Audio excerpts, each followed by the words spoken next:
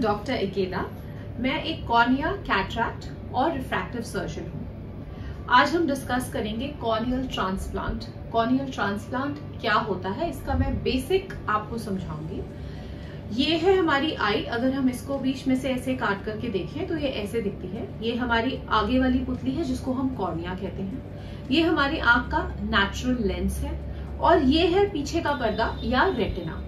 ये है optic nerve जो कि नस आई को ब्रेन से कनेक्ट करती है और सारे सिग्नल्स ब्रेन को भेजती है और ऐसे हम देखते हैं। तो कॉर्नियल ट्रांसप्लांट या जो पुतली बदलने का ऑपरेशन है ये उन पेशेंट्स के लिए बेनिफिशियल है जिनकी कॉर्निया अब नॉर्मल है। जो आगे वाली पुतली है, हम ट्रांसप्लांट में सिर्फ आगे वाली पुतली रिप्लेस करते हैं, आंख के अंदर का स्ट्रक्चर रिप्लेस नहीं करते हैं। तो अगर आपकी कॉर्निया खराब है तो कॉर्नियल ट्रांसप्लांट से आपको बेनिफिट होगा। तो ये कौन से पेशेंट्स हैं? ये हो सकता है कि आपकी कॉर्निया है तो क्लियर लेकिन उसकी शेप अब नॉर्मल है। जैसे कि केरेटोकोनस के पेशेंट्स होते हैं जिनकी केरेटोकोनस बहुत ज्यादा एडवांस हो गया है।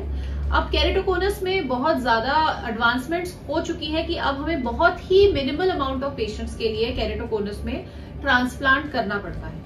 लेकिन अगर आपकी कॉर्निया की शेप अब नॉर्मल है, आपको केरेटोकोनस है, तो हम आपकी आगे वाली लेयर बदल सकते हैं जिसको हम डैल्क सर्जरी कहते हैं। अलग अलग तरह के कॉर्नियल ट्रांसप्लांट्स होते हैं, जैसे कि है डैल्क सर्जरी, डीप एंटीरियर लैमेलर केरेटोप्लास्टी, जिसमें हम सिर्फ आगे की लेयर्स बदलते हैं।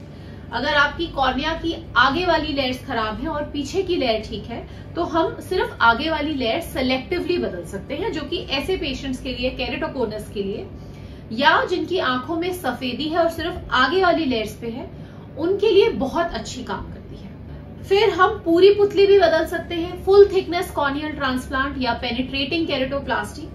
ऐसे पेशेंट्स के लिए जिनकी ये पुतली क्लियर होने की बजाय ये पूरी ही पुतली खराब है, इसमें सफेदी आ गई है, जो कि सफेदी या तो इन्फेक्शन या चोट या बहुत सारे रीजंस की वजह से हो सकती है, पैदाइशी भी हो सकती है। तो अगर आपकी पूरी कॉर्निया खराब है तो हम फुल थिकनेस कॉर्नियल ट्रांसप्लांट या पेनिट्रेटिंग केरेटोप्लास्टी करते हैं।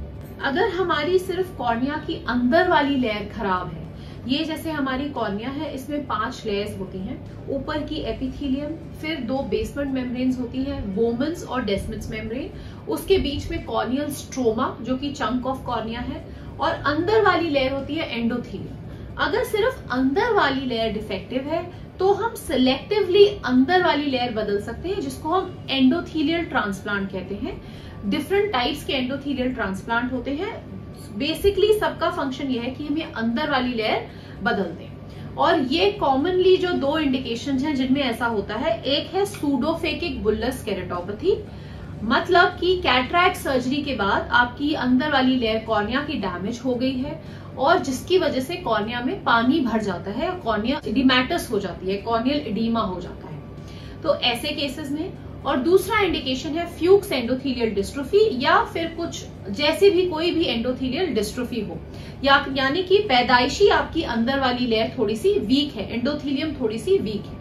तो ऐसे केसेस में पेशेंट की कॉर्निया में पानी भर जाता है और उनको देखने में ग्लेयर, हेलोस की फीलिंग आ सकती है। सुबह और शाम के बीच में डिफरेंस लग सकता है।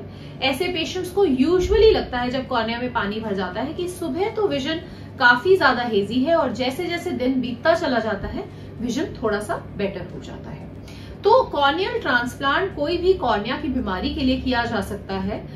अलग अलग तरह के कॉर्नियल ट्रांसप्लांट्स अब हमारे पास हैं और हम कस्टमाइज करते हैं depending on the need of the patient कि किस पेशेंट की कॉर्निया में कहाँ पे कितनी तक डिजीज है, जिसके हम काफी टेस्ट करके ये डिसाइड करते हैं कि आपके लिए कौन सा कॉर्नियल ट्रांसप्लांट सही रहेगा। क्या हमें पूरी पुतली बदलने की जरूरत है या हम पार्शियली आपकी पुतली की कोई पर्टिकुलर लेयर बदल के आपकी साइड को रिस्टोर कर सकते हैं। Thank you.